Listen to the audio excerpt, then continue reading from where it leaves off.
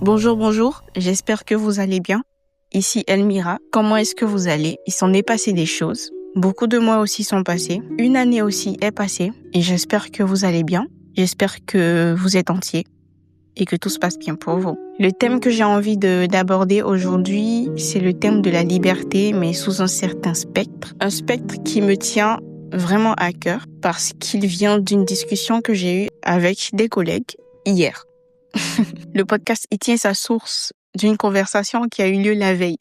Eh ben oui. On va commencer par définir la liberté. Dans l'esprit commun, la liberté, c'est le fait de pouvoir faire ce qu'on veut, quand on veut et comme on veut. Attention, il y a plusieurs types de liberté. Il y a la liberté mentale, il y a la liberté physique, il y a la liberté morale aussi. Toutes ces définitions de la liberté ont certaines limites.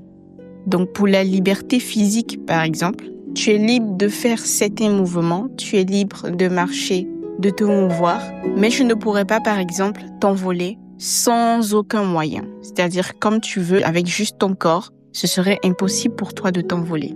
Pourquoi? Parce qu'il y a certaines limites aux capacités physiques que notre corps nous octroie. Il y a des limites que certaines personnes rencontrent avec leur corps et qui sont différentes de certaines limites que d'autres personnes n'ont pas. De par le poids, de par la taille, le fait d'être libre de pouvoir prendre un objet, quelle que soit la hauteur, pendant qu'une personne un peu plus petite ne le peut pas. C'est une forme de liberté. Le fait d'avoir tous ses membres et de pouvoir marcher sur une distance d'1 mètre comme on veut, pendant qu'une personne n'a pas cette chance-là et qu'elle ne le peut pas. Le fait d'avoir la parole et de pouvoir faire des sons avec sa bouche, pendant que certaines personnes dans le monde ne le peuvent pas. La liberté en elle-même rencontre certaines limites. On en a conscience. Une personne nudiste quelque part dans le monde se bat peut-être pour avoir la liberté de pouvoir se promener comme elle veut, où elle veut. Et puisqu'elle ne le peut pas partout, elle pourrait ne pas se considérer comme une personne libre. Ce que je veux dire, c'est que quels que soient nos attributs physiques, quelles que soient nos qualités et quel que soit tout ce qu'on a comme chance, on trouvera toujours le moyen de se trouver non libre par rapport à une certaine perspective. J'espère que je me suis fait bien comprendre parce que c'est là en fait le cœur même du sujet que j'ai envie d'aborder. C'est la liberté, mais sous cette perception-là. Prenez vos popcorn comme d'habitude, asseyez-vous, calmez-vous et on va en parler.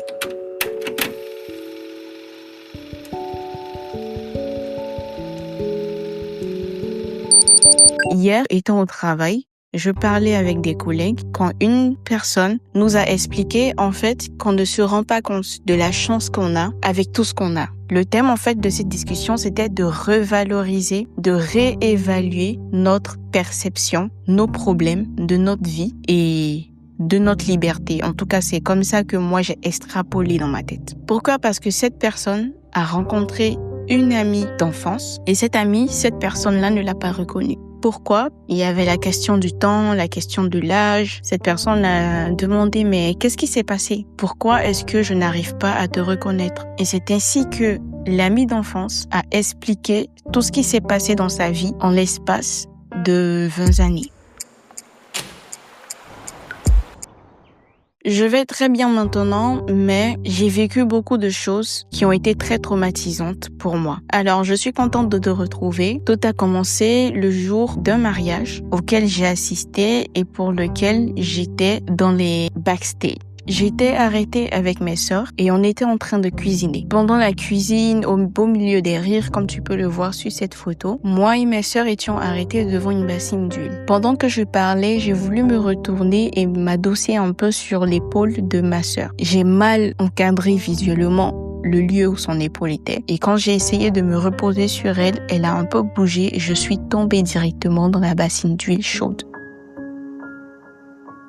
J'ai essayé de protéger mon visage, mais mes 2 mains sont tombées dans l'huile chaude et l'huile a rejailli sur mon visage et dans mes yeux. J'ai essayé de les fermer, mais la douleur était tellement grande que je ne savais plus quoi faire entre protéger mes mains, protéger mes bras, protéger ma poitrine qui était en train de brûler et de cuire et protéger mes yeux. Je me suis retrouvée en l'espace d'un instant au grand brûlé dans un hôpital qui n'était pas loin de là. Je ne sais pas si tu réalises, mais ma vie a pris un tout autre tournant à partir de cet instant. Après m'être retrouvée à l'hôpital, j'ai été soignée, mais toutes les personnes qui je croyais être avec moi ont disparu. Le temps a eu raison de la profondeur de notre amitié, de la profondeur de nos liens de famille, de la profondeur de la sympathie que nous avions les uns pour les autres. Je me suis retrouvée seule avec 2 personnes qui me sont restées fidèles. Je n'avais plus rien parce que j'ai dépensé la plupart des biens que j'avais pour pouvoir me soigner, pouvoir aller bien. J'ai perdu la vue et j'ai commencé à chercher une solution. La seule personne qui a accepté de m'héberger était une amie. J'ai vécu avec elle pendant un moment. On rencontre un médecin qui nous montre que c'est possible de faire des opérations sur mes yeux pour que je puisse retrouver la vue. Alors, j'ai fait une première opération sur le premier œil qui a marché. La deuxième opération sur le deuxième œil n'a pas marché. Du coup, je ne vois que d'un seul œil. C'est pour cela qu'aujourd'hui, tu ne m'as pas reconnu, certes, mais moi aussi, j'ai failli ne pas te reconnaître parce que je ne vois que d'un seul œil. C'est triste pour moi de me dire que ce jour-là, ma vie a basculé. Alors ça, ce n'est que le début de mes problèmes parce que lorsque j'ai retrouvé la vue, j'ai voulu repartir dans la cour familiale, là où j'avais l'habitude de vivre avec mes parents. Et quand je suis retournée dans cette cour-là, j'ai eu le malheur d'arriver le jour où l'État a décidé de déloger tous les habitants de ce quartier pour pouvoir casser toutes les maisons et refaire les constructions. Je suis arrivée donc pendant que les caterpillars faisaient leur travail et que les personnes dans le quartier couraient à contresens et dans tous les sens. Vu que je venais de retrouver un peu la vue d'un seul œil, je ne voyais tellement pas bien que j'ai été cognée, que je suis tombée, que j'ai été piétinée et que j'ai vécu des atrocités de par les marches aux pieds et toutes ces choses-là. Je me suis encore retrouvée à l'hôpital et j'ai même des photos que je te montrerai. Ces photos-là montrent à quel point mon visage a été défiguré, à quel point j'ai agonisé et à quel point j'ai eu mal. Après tous ces événements, j'avoue que je me suis posé beaucoup de questions. Beaucoup de questions. J'ai essayé de faire des appels à l'aide, de parler à certaines personnes de ma famille, mais ces personnes ne m'ont pas aidé comme j'aurais cru qu'elles pourraient m'aider. Ces personnes n'ont pas été présentes comme j'aurais voulu qu'elles soient présentes. Ceci m'a vraiment brisée. J'ai réévalué sur qui je peux compter, que ce soit financièrement, mentalement ou même physiquement. Parce que contrairement à ce qu'on pourrait croire, une personne sinistrée n'a pas forcément besoin uniquement d'argent, elle a besoin d'amour, de présence. Fin du récit.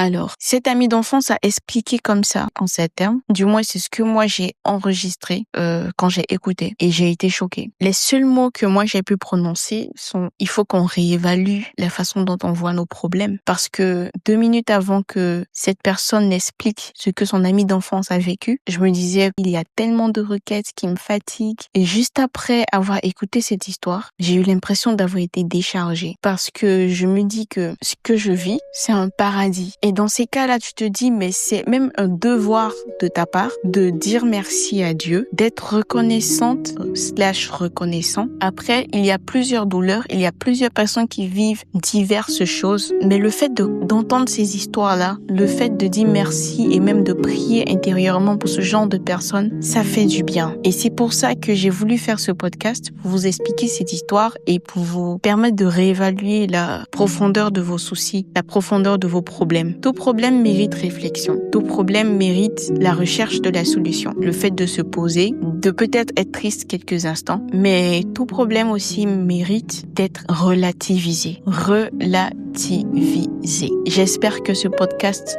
pourra aider certaines personnes qui se disent actuellement que c'est la fin du monde pour elles. Nous sommes chanceux, nous sommes chanceuses et nous devons dire merci à Dieu pour ce qu'on a.